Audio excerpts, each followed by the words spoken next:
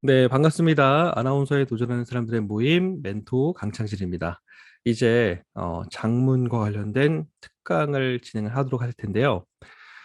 일단 뭐 심사위원들의 마음을 움직이는 글 쓰는 방법이 쉽지는 않죠. 그리고 이게 단순히 마음을 움직이는 차원이 아니라 동일한 주제를 놓고 동시간에 많은 사람들이 쓰는 경쟁적인 글쓰기라는 점도 여러분이 꼭 고려를 하셔야 됩니다.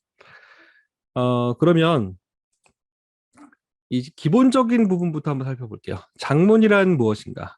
네. 사전적 정의로는 독자들이 잘 모르는 것을 알려주거나 설득하거나 또는 독자를 즐겁게 하기 위해서 문자를 사용해서 표현하는 일, 굉장히 광범위하게 적어놨는데 보통 우리가 쉽게 접하는 글의 종류로 따지면 에세이라고 생각하시면 됩니다. 더 몸에 와닿게 표현한다면 수필집 같은 것이죠. 네, 장문은. 그럼 논술은 어떤 글이 가장 유사하냐? 신문의 사설과 같은 글, 논리적인 주장하는 글쓰기가 바로 논술입니다. 두 글의 결이 굉장히 다르고요. 또 단순히 내가 글을 잘 쓴다라고 해서 논술을 잘 쓰는 사람이 수필까지 잘 쓰는 경우도 흔치 않고 수필을 잘 쓰는 사람이 또 논술을 잘 쓰는 경우도 또 흔치 않습니다. 두 가지를 별개의 트랙으로 놓고 준비를 하셔야 돼요. 그 중에서도 우리는 어떻게 준비를 하시는 게 좋으냐면 우리에게 장문이란 바로 이런 겁니다. 언론사 필기시험 장문심사위원에게 고득점을 받기 위한 전략적인 글쓰기. 네, 어, 풀어놓은 내용만 봐도 굉장히 세속적이죠. 네, 단순히 내가 글을 잘 쓰겠다, 잘 쓰고 싶다 이런 것이 아니라 정확하게 우리가 방송사 입사를 위한 준비이기 때문에 이런 목표를 가지고 쓰셔야 됩니다. 그러면 장문 심사위원들이 어떤 부분을 중점적으로 보고 어떤 부분에 고득점을 주는지 이런 것부터 좀 알아야 되고 이전에 기출 문제들이 어떤 것들이 나왔는지 이런 것들도 잘 알아야겠죠. 먼저 글쓰기 목표는 사실 이거는 사전적 정의입니다. 목표는 점수 따기가 아니라 글을 쓰고 생각하고 비판하고 고치는 가운데 마음과 삶을 키워나가는 것이다. 여기서 제가 동의하는 부분은요, 바로 마음과 삶을 키워나가는 것에는 100% 동의. 나머지 앞부분은 아까 앞전에도 얘기했지만 우리는 조금 점수 따기 위주 중심으로 교육을 하는 겁니다. 근데 재밌게도요. 장문 강의를 하다 보면 제가 글 쓰는 것과 관련돼서 학생들과 같이 얘기를 나누다 보면 주제에 대해서 얘기를 하잖아요. 그럼 그 주제에 대해서 얘기를 하다 보면은 우리의 인생에 대해서, 삶에 대해서 얘기를 하다 보고 그러니까 오히려 제자들 같은 경우도 장문 글쓰기를 통해서 삶이 치유됐다라고 이야기하는 친구들도 있어요. 그만큼 글쓰기가 마음과 삶을 키워나가는 것뿐만 아니라 치유도 됩니다. 그렇게 치유될 만한 글을 썼다라면 좋은 글이 나오겠죠. 좋은 글이란 가슴을 울리는 글, 감동, 이 오타입니다. 감동이 담긴 글이 좋은 글이다. 미사여구 남발과 의미 없는 지식 자랑보다 진심이 담긴 글이 좋은 글이다. 저도 미사여구 너무 남발하는 글은 좋은 평가를 주지 않습니다. 화려해 보이지만 진심이 담겨져 있지 않으면 어렵거든요. 진심을 담는 것도 굉장히 쉽지 않은 길이에요. 그래서 제가 추천드리는 것은 토막 글쓰기입니다. 이것은 이따가 잠시 후에 더 자세하게 설명을 드릴게요. 글쓰기를 위해서는요, 한 번에 장문으로 길게 쓰는 것은 한계가 있습니다. 여러분이 일주일에 장문을 몇 편이나 장문으로 써보시겠어요? 일주일에 한 편 쓰는 사람도 대단한 겁니다. 그러면 그 예행 연습으로 매일매일 5줄 글쓰기. 이를 굉장히 추천해요. 5줄 글쓰기를 어떻게 하는지는 나중에 알려드리겠습니다. 그런 것들을 통해서 내 인생과 삶을 관찰하는 습관이 중요하고요. 관찰하면서 나온 여러 가지 소재들을 가지고 장문 시험장에 가서 글을 쓰는 겁니다. 킬러 콘텐츠인데요. 누가 읽어도 만족할 만한 내 인생의 명작 3편을 쓰기. 이것이 장문 시험 시작 전에 하셔야 될 일입니다. 여러분 장문 시험장 가면요. 시험 중간에 학생들이 시험 보고 나와서 뭐라고 얘기하냐면 이런 친구들이 있습니다. 야, 공부를 해도 의미가 없어. 주제가. 이렇게 얘기하는 친구들은 정말 하수입니다. 예, 충분히 킬러 콘텐츠를 세 편을 쓰신 다음에 그 세 편과 관련돼서 시험장 가면 내가 쓴 이 예전에 만들어놨던 스토리들과 소재들을 어떻게 지금 주제와 잘 버무려서 쓸 것인가 이렇게 하는 노력이 실제 고득점이 나올 수 있는 확률이 높아요. 왜냐하면 이전에 제가 썼던 세 편의 장문은 여러 번의 탈고를 거치고 여러 번의 수정을 거쳐서 많은 사람들에게 자문을 구해서 누가 읽어도 좋은 글, 깊은 사고를 바탕으로 나온 글이거든요. 그런 것들을 여러분이 가지고 있는 것이 정말 중요합니다. 이따가 킬러 콘텐츠 주제는 어떤 주제로 글 쓰는 것이 좋은지도 설명해 드리도록 하겠습니다. 지금 듣고 있다가 질문 있으시면 언제든지 말씀을 해주시면 되고요. 나중에 한 번에 질문을 하시면 또 여러분도 질문을 까먹을 수가 있기 때문에 중간중간 질문해 주시면 답변을 드리도록 하겠습니다. 이전의 방송사 기출 장문 주제예요. 한번 보시죠. 내 생애 가장 감동적인 이야기. 그러니까 칠판에 이렇게 써놓고 90분을 주고 장문을 작성하시오 이렇게 씁니다. 혹은 메이커 네 글자만 써놓고 90분 동안 장문 쓰세요라고 해줘요. 그리고 A4 용지 큰 거를 두 장을 줍니다. 뭘 써야 되는지 여러분은 모르고 막연하죠. 지금 나에게 휴대전화와 인터넷이 없어진다면 짧은 내 인생에 대한 반성문, 직관, 강남역 7번 출구를 나왔다. 주제를 보면 아시겠지만 시의성이 있는 주제들이 아닌 경우가 거의 대부분입니다. 반대로 논술을 생각해 볼까요?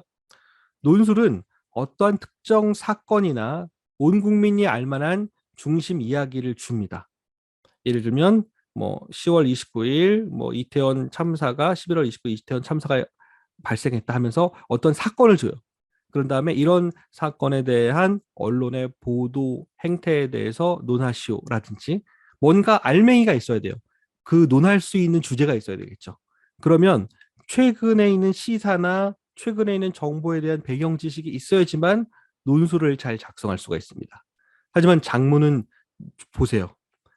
전혀 시의성 있는 주제가 아니죠.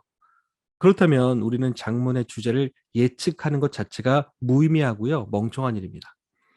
그러면 장문 주제를 예측하는 게 아니라면 어떻게 쓰셔야 하는가?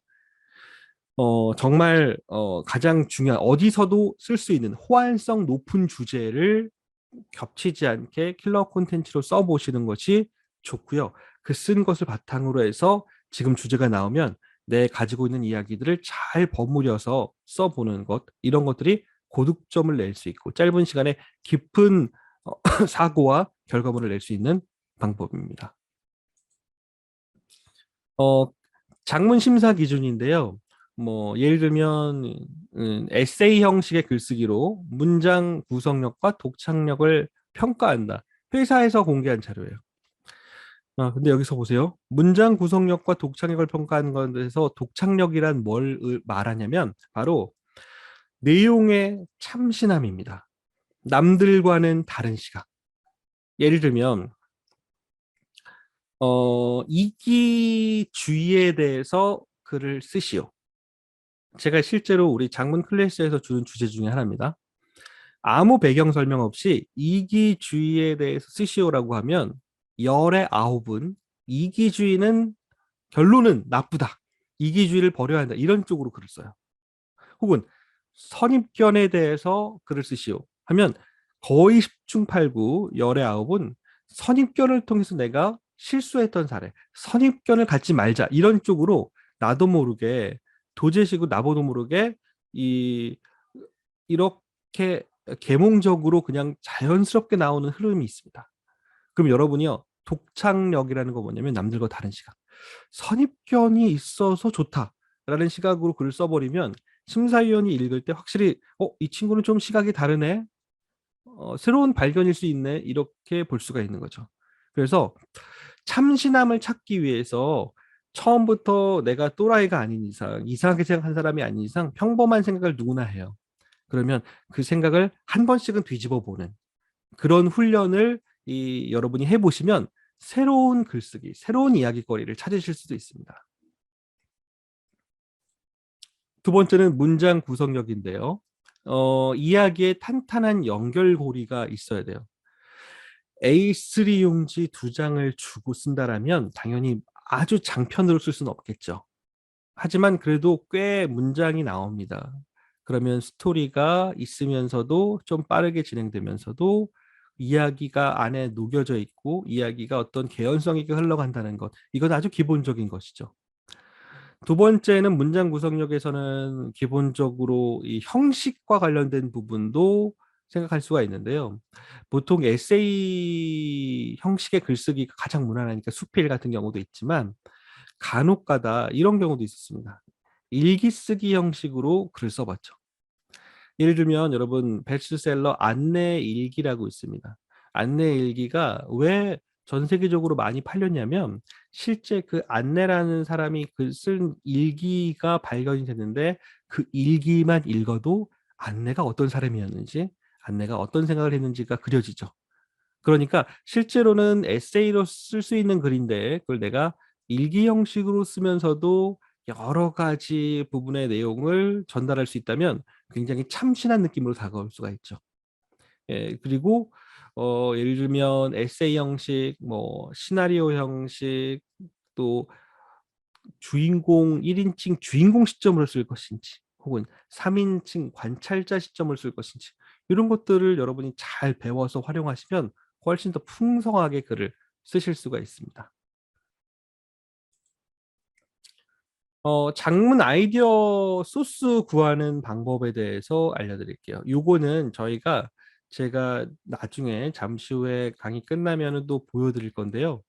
어, 장문 클래스를 열면 장문 클래스에 들어 수강하고 있는 카페를 하나 만듭니다. 거기에 우리가 게시판에다가 서로 5줄 글쓰기를 늘 해요. 근데 이게 숙제입니다. 의무예요. 그러면 어떤 친구들은 5줄 글쓰기를 쓰라고 강제를 하니까 이런 글을 쓰기도 합니다. 오늘은 5줄 글쓰기를 쓰려고 했는데 정말 쓸 글이 없다. 나는 도대체 뭘 하고 사는 것인가? 나는 왜 이렇게 의미 없이 살고 있지? 이러면서라도 5줄 글쓰기를 쓰게 강제시킵니다. 왜냐? 이 부담감 때문에요. 그 다음날부터는 아침에 눈 뜨자마자 난 뭘 써야 되지? 하면서 삶을 관찰하게 됩니다. 이게 이야기가 될 수 있을까? 이걸 써볼까? 이런 소재를 발견하는 거죠. 예를 들면 제가 스마트폰이란 예시가 있어요. 이런 겁니다. 지하철 타고 있다가 문득 졸다가 눈을 떴을 때 환경이 발견돼서 그럼 바로 스마트폰에 메모장을 열고 쓰는 거예요. 지금은 지하철 많은 사람들이 3, 4, 5 모여 있다. 일행끼리 서로 대화를 나누지 않고 모두 각자의 스마트폰을 보고 있다. 예전 같으면 얼굴을 마주보고 대화를 했을 텐데 우리는 똑똑해지기 위해서 스마트폰을 본다. 하지만 스마트폰은 우리를 더욱 외롭게 만들고 있지는 않을까? 5줄 글쓰기의 핵심은요. 실제 5줄을 쓰라는 게 아니라 짧은 글 2줄, 3줄도 좋고요. 16줄, 7줄도 좋은데 아이디어가 떠오르는 그 순간에 그 아이디어를 놓치지 말고 빠르게 기록하고 킵해 놓는 겁니다. 가끔씩 여러분 이런 경우 있잖아요. 살다가 보면 밤 12시 넘었을 때, 막 내가 생각했지만 이거 너무 멋진 생각이다. 아, 그래, 사랑이란 이런 걸까? 이럴 때 있잖아요. 감성 풍부할 때. 그때 그 시간이 지나면 내일이 지나면 어제 무슨 생각했는지 기억이 안 나요. 자, 제일 중요한 여러분의 아이디어들을 모아놓는 창고가 여러분 스마트폰 메모장이 되셔야 됩니다. 그래서 지금도 보시면 알겠지만 의미를 아시겠죠? 이런 주제를 가지고 이제 나중에 어, 스마트폰이라는 주제가 딱 나왔을 때 내가 이 주제에 이 스토리를 녹여낼까 쓸 수가 있고요. 아까 어, 당신에게 스마트 휴대폰이 없어진다면 이라는 장문 주제가 있었잖아요. 그때 내가 이 생각을 통해서 내가 스마트폰이 없어진다면 불편한 게 아니라 오히려 더 외로웠던 것들이 해결되는 그런 쪽으로 써볼까? 이렇게 나올 수 있는 생각의 고리가 만들어진다는 거죠. 그래서 이렇게 매일매일 강제로 5줄 글쓰기를 하면 여러분이 수많은 글감들을 모을 수가 있습니다. 결국에는 에세이에서 좋은 평가를 받기 위해서는요. 글감, 이야기꾼이 되셔야 돼요. 그 이야기는 어디서 나오느냐? 내가 평소에 살면서 느꼈던 것들, 경험했던 것, 생각한 것들을 토대로 글을 쓸 때 가장 감동적이고 가장 생생한 글이 나옵니다. 그리고 이것은 나 혼자 하면 의미가 없어요. 같이 클래스 수업을 듣고 있는 동료들의 글도 같이 보면서 나만 느끼는 감정을 나 혼자 보관하고 있는 것이 아니라 다른 친구들의 글도 보면서 서로 댓글을 달아요, 여기에. 예. 그래서 카페 게시판에 다섯 줄 글쓰기 숙제 게시판에 매일매일 올라오면 그 밑에는 또 댓글을 답니다. 댓글을 달 때는 거기에 맞춰서 또 더 추가로 드는 아이디어나 생각들을 보죠. 자, 그런 식으로 해서 여러분이 사고를 확장시키는 것들이 좋은 글쓰기를 쓸 수 있는 기본 자질을 만드는 거예요. 마지막으로 제가 여기 여러분께 요 책을 좀 추천을 해드릴게요. 선생님, 제가 장문을 쓰려고 하면요. 기본적으로 이 작문과 관련돼 있는 거를 책을 많이 읽어야 할까요? 지금부터 제가 책을 많이 읽어야 할까요? 여러분 지금 글쓰기에서 여러분이 다 글을 써내라고 하면 어쩔 수 없이 학생들마다 글 쓰는 수준의 차이가 있습니다. 이 차이는 뭐 1, 2년 만에 차이가 난 것이 아니라 초중고등학교 거치면서 얼마나 많이 글을 써봤느냐, 책을 많이 읽었느냐에 따라 이미 판가름이 나버렸어요. 그러면 지금 취업 준비생인 여러분이 지금 책을 작문을 대비하기 위해서 다독을 한다는 건 너무 의미 없는 일입니다.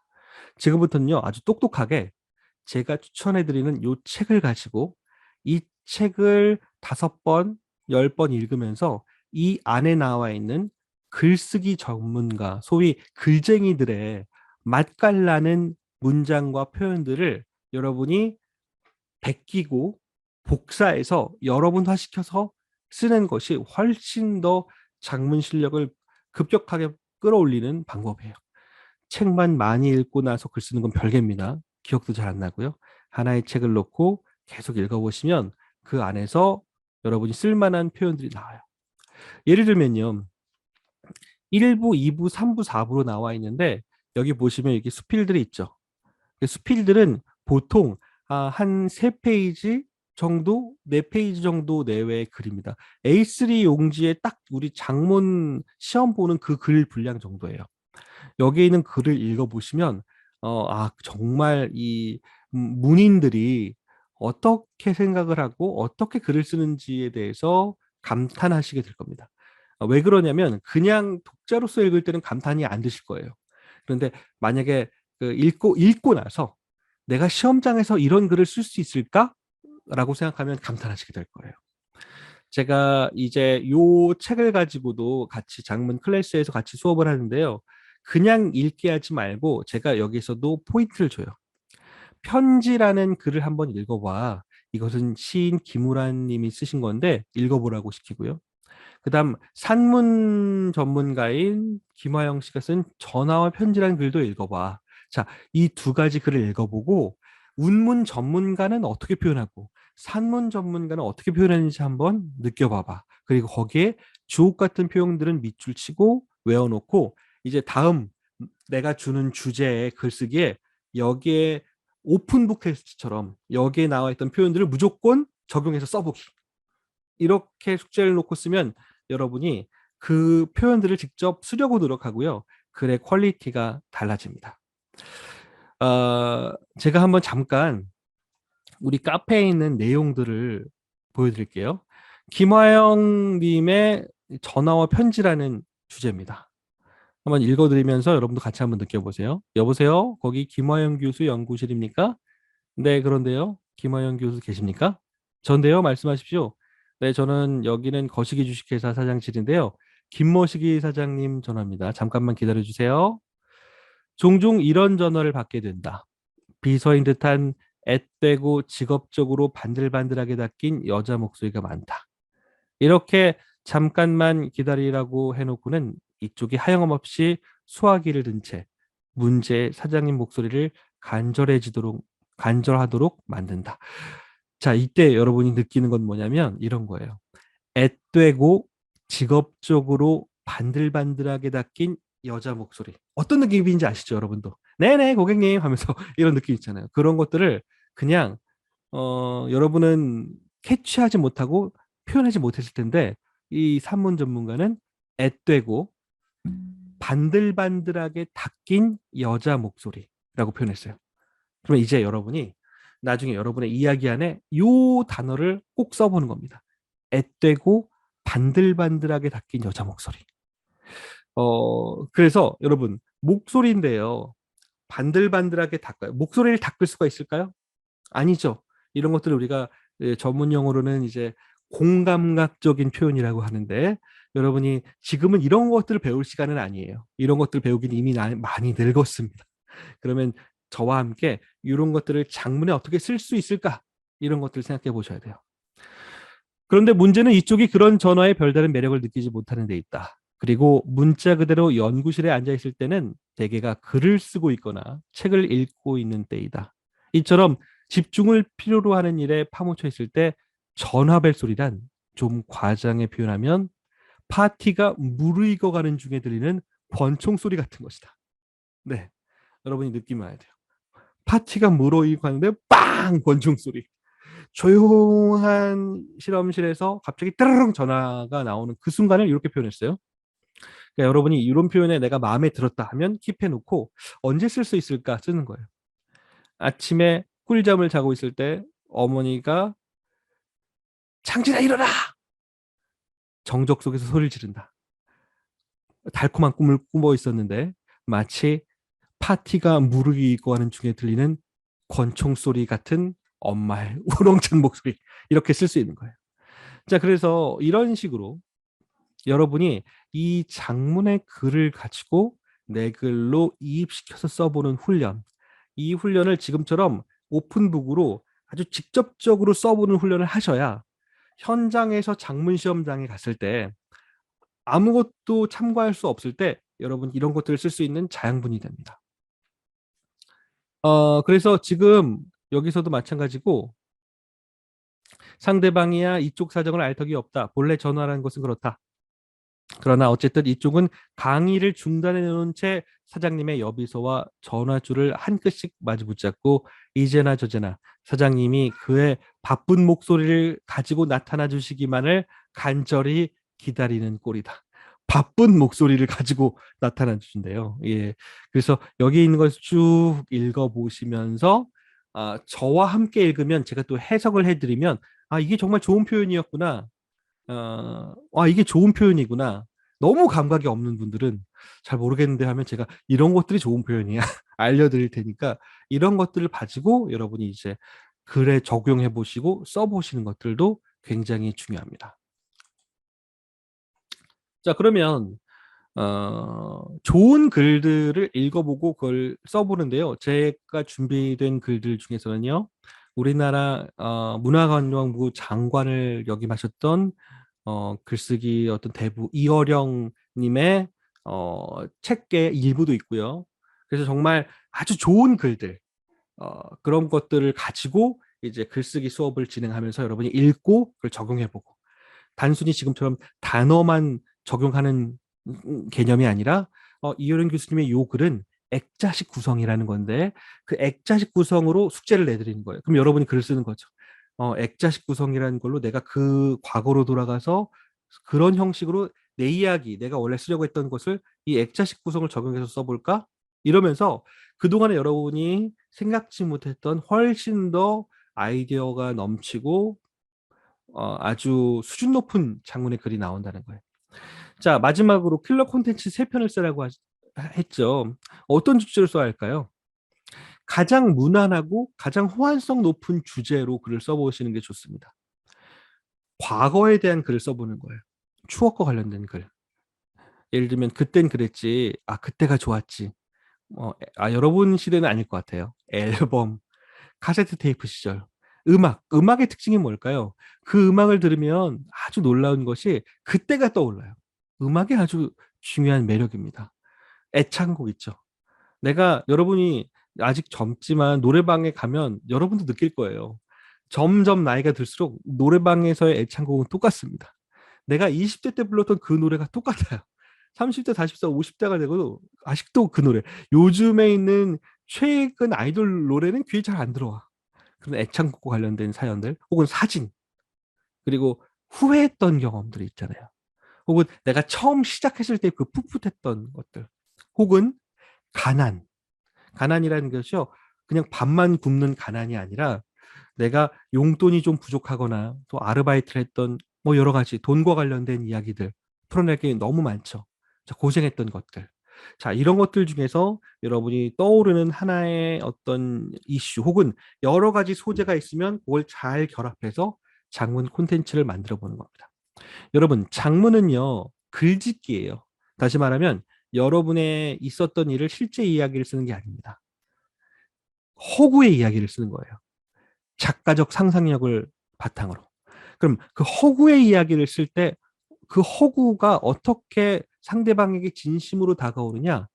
그 허구의 이야기를 여러분 작가가 직접 경험했고 느꼈던 바탕의 허구의 이야기, 그 바탕, 직접 느끼고 진심을 담아서 경험했던 그런 것들을 바탕으로 만들어낸 상상력이 추가된 이야기가 바로 아주 감동을 주는 이야기거든요. 그러니까 이런 것들을 바탕으로 여러분이 아이디어를 놓고 써보시면 좋고요. 두 번째는 사랑입니다.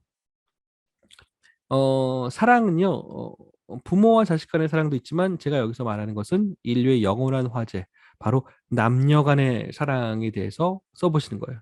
여러분 지금 사랑에 대한 글을 선생님 저는 지금 사랑에 대해서 사랑해 본 적이 없는 것 같아요. 정말 심장 떨리거나 이런 경험이 없었어요라고 한다면 스스로가 굉장히 반성해 보시기 바랍니다. 예. 지금 사랑을 하지 않고 있다면 젊은 여러분은 여러분의 청춘에 대한 모독이에요.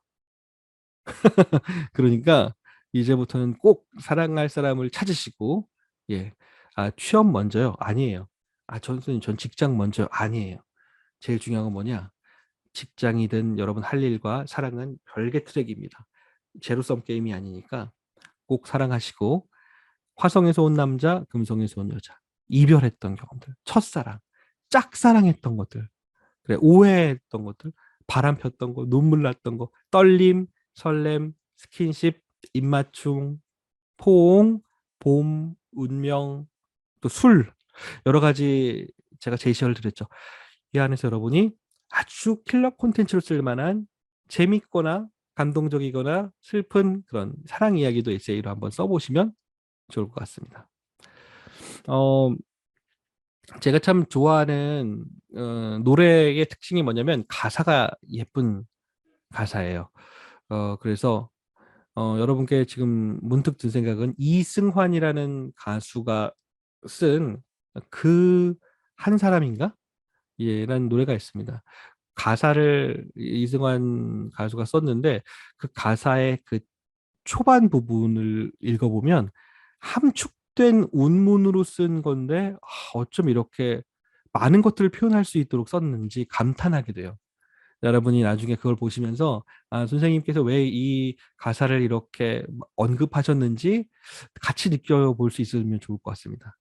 사랑에 대한 부분, 또 설레는 부분을 그냥 직접적으로 상대방을 보면서 설렜다, 기분 좋았다, 이런 원초적이고 수준 낮게 표현하는 것이 아니라 그 환경과 여러 가지를 같이 표현을 하거든요. 그래서 그런 부분에 있어서 여러분 참고해 보시기 바라고, 강의 때 제가 이런 것들도 같이 들려주고 공감, 음악도 같이 듣고요. 예, 같이 한번 느껴봐요. 그러면 정말 이런 언어로 표현할 수 있는 것들이 이렇게도 될 수 있구나 높아집니다. 도전은요, 바로 지금 여러분의 이야기일 거예요.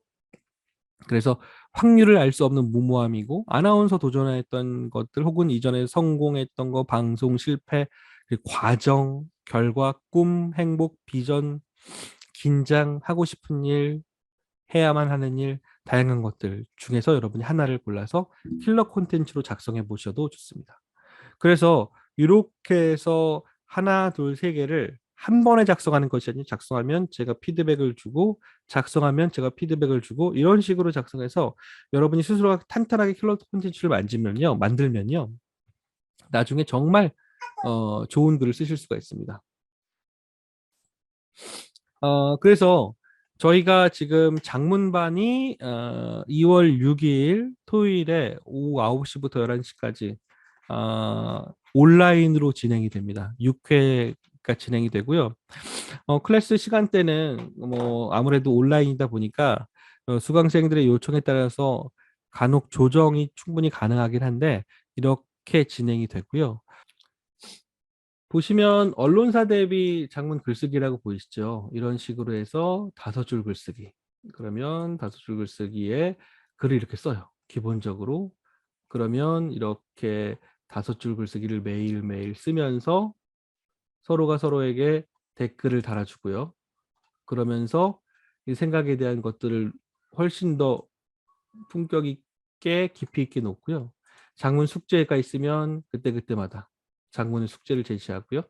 그리고 맛있는 표현들 같은 경우는 학생들이 서로 찾은 맛있는 표현들 이런 것들 따복따복이란 단어 찾으면 이런 것들 같이 공유하면서 씁니다. 그리고 강의와 관련된 자료들도 다시 보게 할 수 있고 이런 식으로 여러분이 직접적으로 짧은 시간에 좋은 작문 실력을 늘릴 수 있는 그런 교육을 여러분이 진행하실 수 있을 겁니다.